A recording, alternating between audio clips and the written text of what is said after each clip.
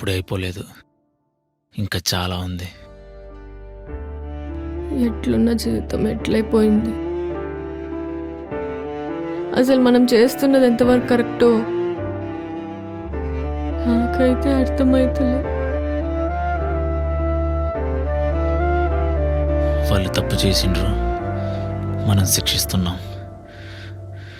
అన్నింటికీ ఆ దేవుడే ఉన్నాడని చేతులు కట్టుకుని కూర్చుందామా?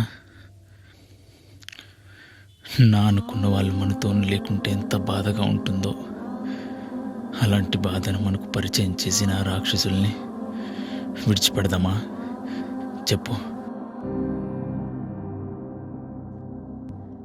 అట్లయితే వాడిని చంపుడే కరెక్ట్.